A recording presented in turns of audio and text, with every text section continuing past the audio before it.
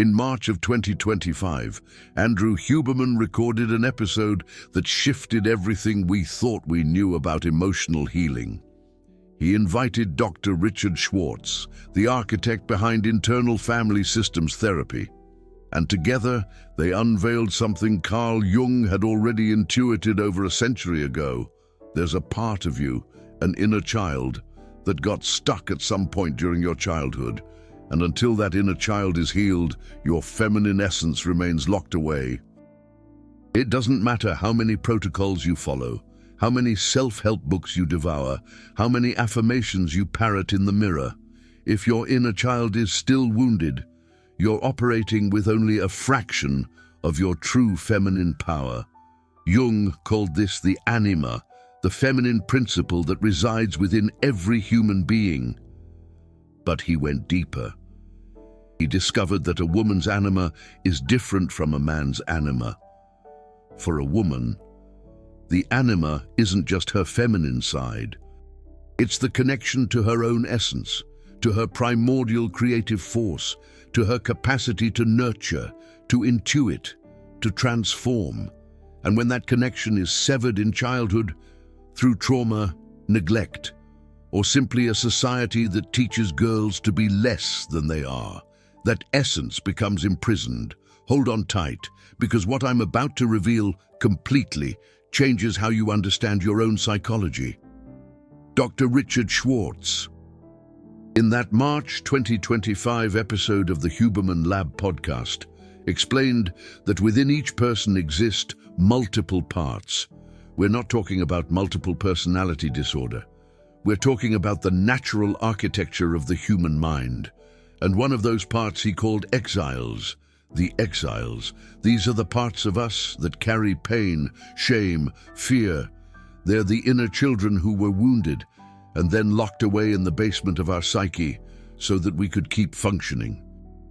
Now listen carefully, because here's the connection almost no one makes. Jung had already mapped this out in 1913. He called them complexes. Complexes. They are autonomous emotional charges that live in the unconscious. And when activated, they take over. When you react disproportionately to something, when you feel small in the presence of certain people, when you sabotage yourself the moment things are going right, it's not you doing it. It's a complex. It's your wounded inner child trying to protect herself, using the only strategies she knew when she was 5, 7, 10 years old. Neuroscience can now see this happening in real time. Neuroimaging studies show that when a complex is activated, the amygdala freezes before the prefrontal cortex even has a chance to process the situation. You react before you think. You feel before you understand.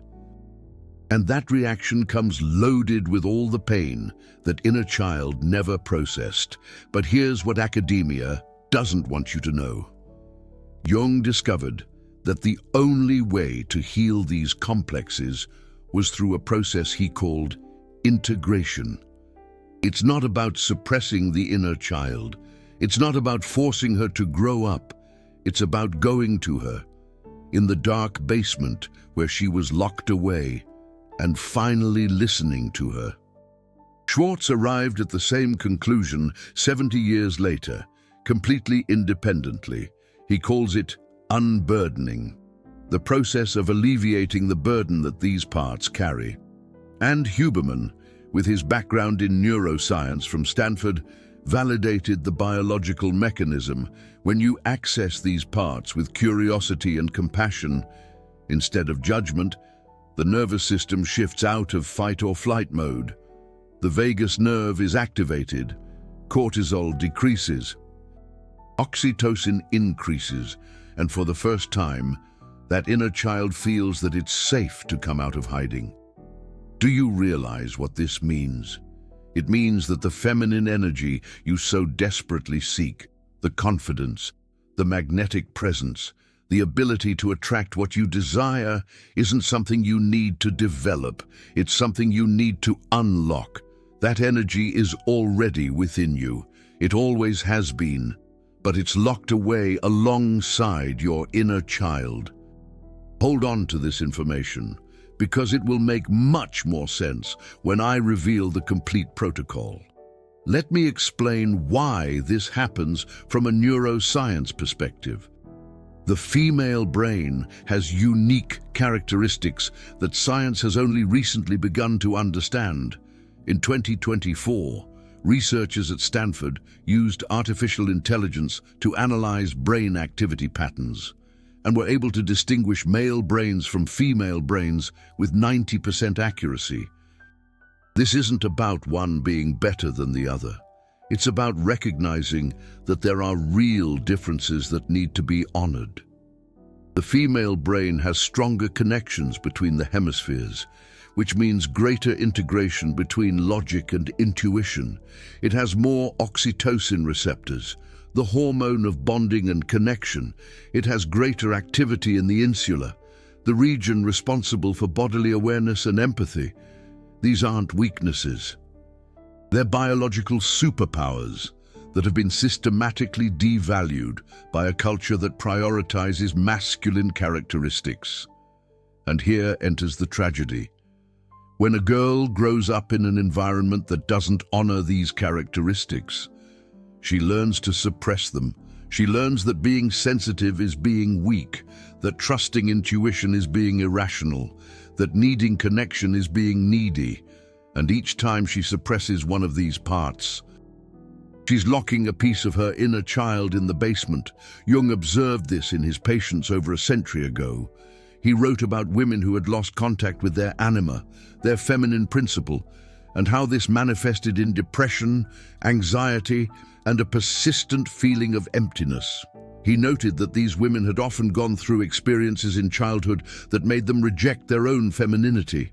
Dr. Sarah Gottfried, in her studies on female hormones presented on the Huberman Lab podcast, showed the biological side of this disconnection.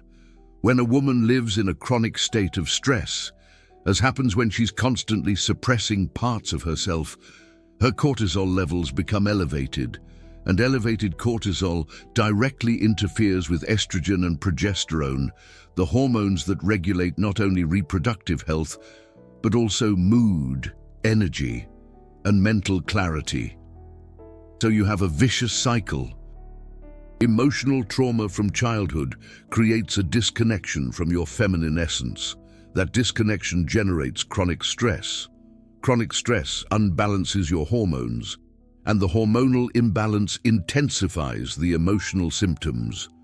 You feel increasingly distant from who you really are, and the more distant you feel, the worse your biology gets. But hold on, because there's a way out, and it starts exactly where you'd least expect it. Jung developed a technique called active imagination. It's basically a way to dialogue with the unconscious parts of yourself. You enter a state of relaxation, visualize the part you want to talk to, and allow it to manifest. It seems simple, but it's profoundly transformative. Dr. Richard Schwartz, without knowing about Jung's work, developed something almost identical in internal family systems therapy. He guides his patients to pinpoint where in their body they feel a difficult emotion. Then, he asks them to approach that sensation with curiosity, to ask that part what it needs, what it's trying to protect. In a landmark 2025 episode of the Huberman Lab podcast, Schwartz guided Huberman himself through a live session, and even Huberman, a neuroscientist trained to be skeptical, became visibly emotional. He found a part of himself that he didn't know existed, a part that had carried pain for decades without ever being heard. Now, imagine what happens when a woman does this process specifically with her inner child. When she goes to that part of herself that was silenced, shamed, or ignored in childhood. When she finally tells that little girl that she is loved, that she is safe, that she doesn't need to hide anymore. Neuroscience shows what happens in the brain in that moment. Amygdala activity decreases. The prefrontal cortex activates, the parasympathetic nervous system takes control, and something else happens, something that science is still trying to understand completely. There's a reorganization in neural networks. Old patterns of thought and reaction begin to dissolve. New neural pathways begin to form. And why does this unleash feminine energy? Because feminine energy isn't something you do, it's something you allow. It's a state of openness, receptivity, and flow. It's impossible to be in that state when parts of you are constantly in protection mode, when your inner child is always vigilant, expecting the next attack, the next rejection, the next proof that she isn't enough. When you heal that child, you remove the blockages. The energy that was being used to maintain those defenses becomes available, and that energy, when released, is magnetic. It's the presence that some women have when they enter a room. It's the quiet confidence that doesn't need to prove anything. It's the ability to give and receive love without fear. But there's a crucial detail that changes everything. Most inner child healing approaches make a fatal mistake. They try to heal the inner child using the adult mind. They say things like, imagine your adult version hugging your inner child, and that can have some effect, but it's superficial. Jung understood this. He knew that you can't heal the unconscious using just the conscious. You need to descend to the level of the unconscious. You need to find the inner child in her territory, not drag her into yours. Schwartz discovered the same thing. He realized that when people tried to heal their wounded parts from a place of judgment or wanting to fix them, it didn't work. Healing only happens when you approach those parts with what he calls self-energy, a calm, curious, compassionate presence, no agenda, no rush, just a willingness to be present. And here's the neurological connection. When you're in that state of self, what Jung would call self-realization, brain activity changes dramatically.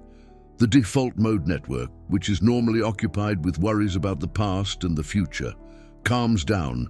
The ventromedial prefrontal cortex, associated with deep values and a sense of identity, activates. You literally change the brain frequency you're operating at.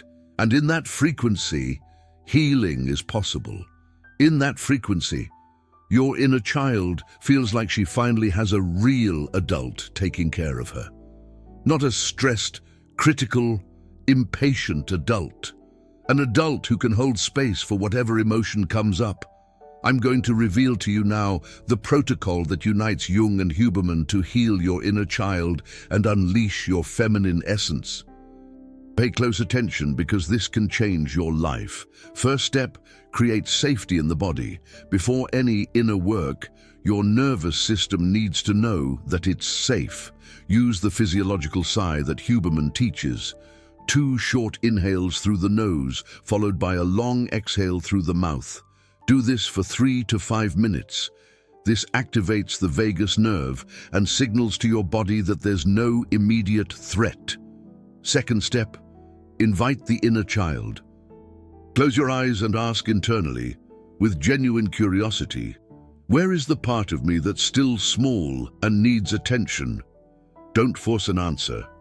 Just wait. She may appear as an image, a sensation in the body, an emotion, or a memory. Whatever the form, welcome her. Third step, approach with curiosity. When you feel the presence of your inner child, don't try to fix her immediately. First, simply acknowledge that she's there. Say internally something like, I see you, or I know you're there. Observe how she responds. She may approach or withdraw. Both are okay. Fourth step, ask what she needs. If your inner child allows you to approach, ask gently, what do you need from me? Or, what do you want me to know? And this is crucial. Really listen, not with your analytical mind, with your heart. Fifth step, Offer what was denied. Often, what the inner child needs is surprisingly simple. Protection, validation, permission to feel, permission to be herself. Offer this with internal words. I will protect you now. Your feelings are valid. You can be exactly who you are.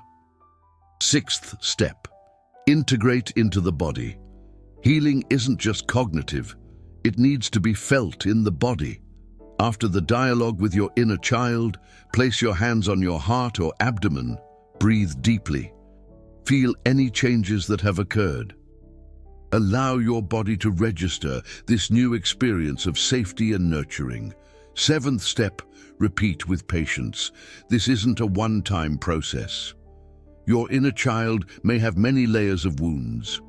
She may test you to see if you'll abandon her again. Consistency is more important than intensity. 5 minutes a day, every day, is more powerful than an hour once a week. Now let me tell you what happens when you do this work consistently. Women who have healed their inner child report profound changes in all areas of life. In relationships, they stop attracting partners who replicate childhood patterns. They can be vulnerable without losing themselves. They establish boundaries without guilt. At work, they stop sabotaging themselves at the moment of success. They can receive praise and recognition without minimizing. They speak with authority without needing to prove anything. In health, cortisol levels normalize, sleep improves, digestion regulates, the skin transforms because the body finally releases its chronic state of alert. And something more subtle also happens. They start to attract different circumstances. Opportunities arise, the right people appear, synchronicities increase. Carl Jung would call this alignment with the self. Neuroscience might say it's an effect of the change in attention and perception patterns, no matter what you call it. The result is real. Let me tell you 3 real cases that illustrate this transformation. The first case is of a 43-year-old executive. She had everything that society considers success: a high position, an excellent salary, her own apartment, but she lived in a void that no achievement could fill. When she started working with her inner child, she discovered that at 7 years old, she decided that being sensitive was dangerous. Her mother was emotionally distant, and her father criticized any demonstration of vulnerability. So she built armor. She became strong, competent, invulnerable, and she completely lost contact with her femininity. After 6 months of consistent practice with the protocol, she reported something surprising. For the first time in decades, she managed to cry. And more importantly, she managed to allow herself to be taken care of by others. Her relationships changed. Her presence changed. Even her physical posture changed. Co-workers asked what had happened because she seemed different, more present, more magnetic, more herself. The second case is of a 31-year-old artist who suffered from chronic creative block. She had talent. Everyone recognized that.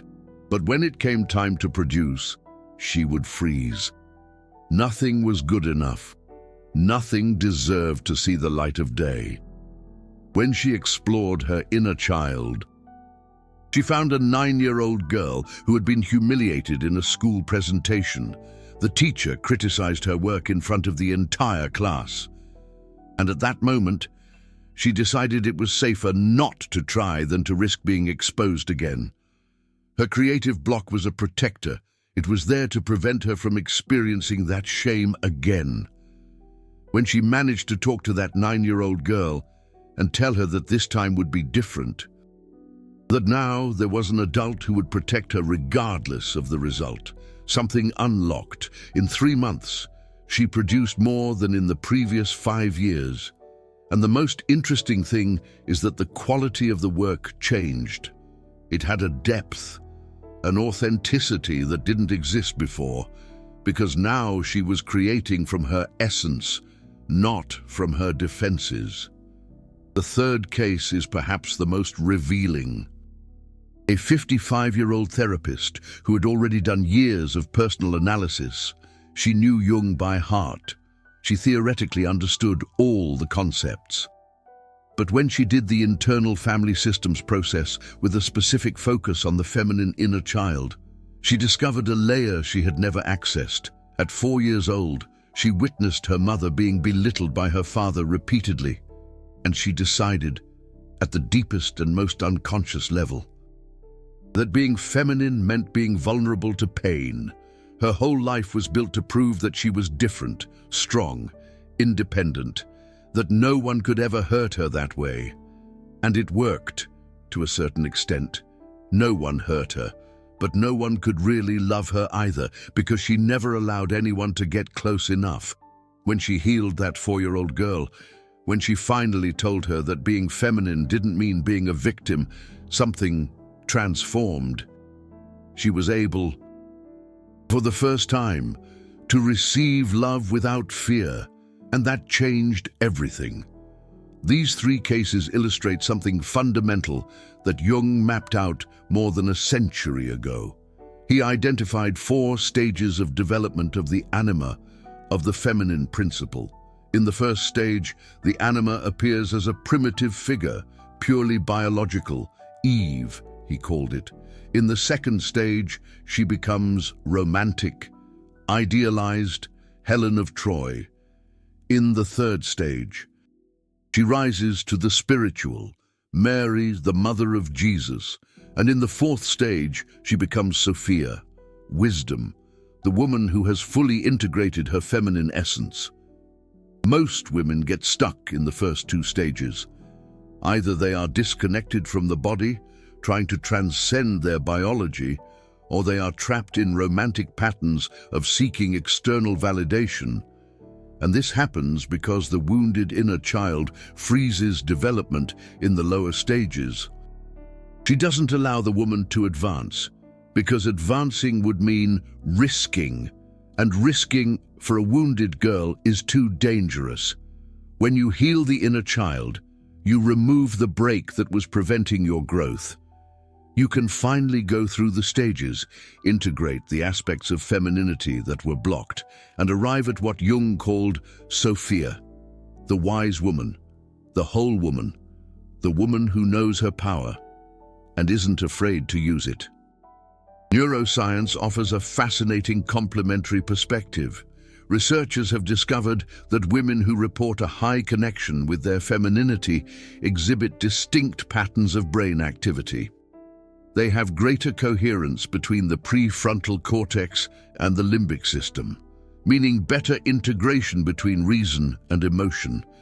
They have greater activity in the anterior insular cortex, associated with body awareness and intuition.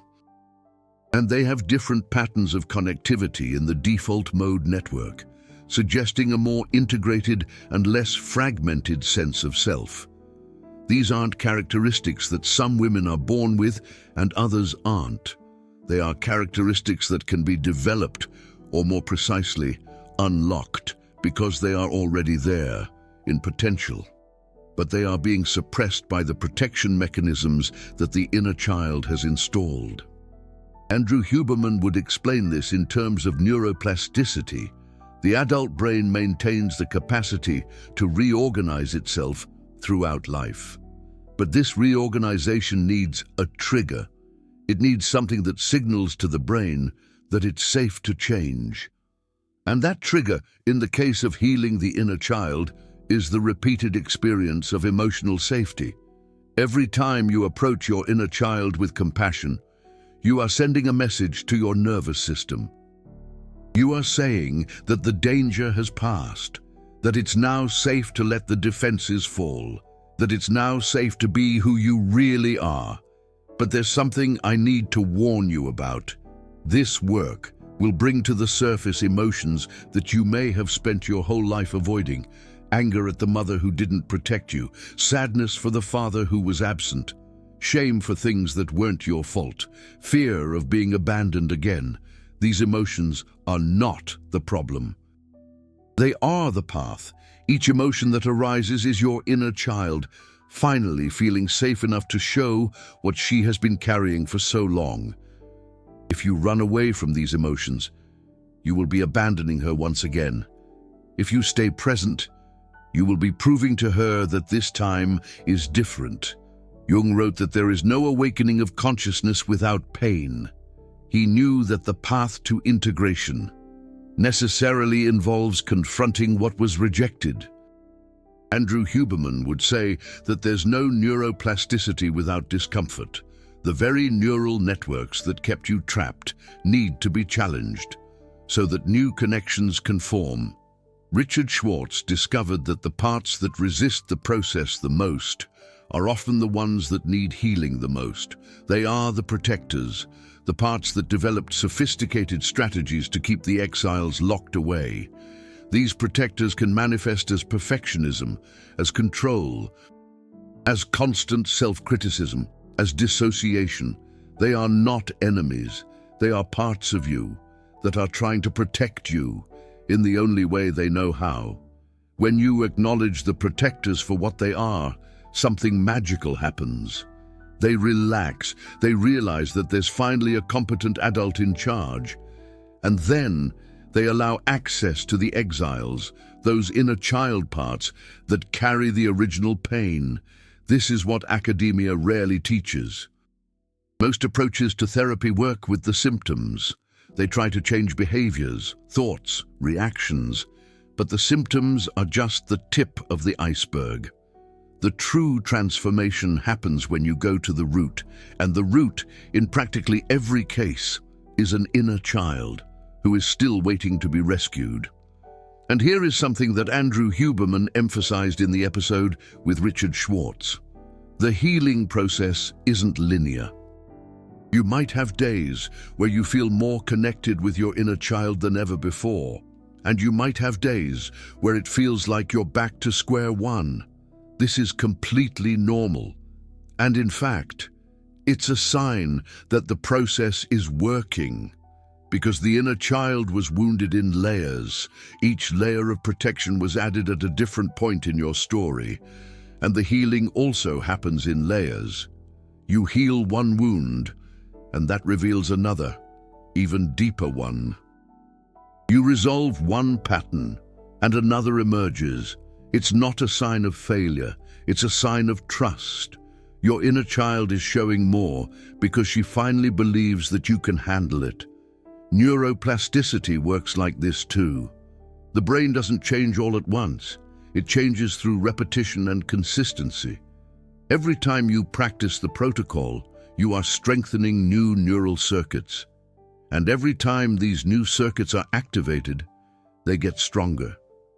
Until one day, the new way of being becomes automatic.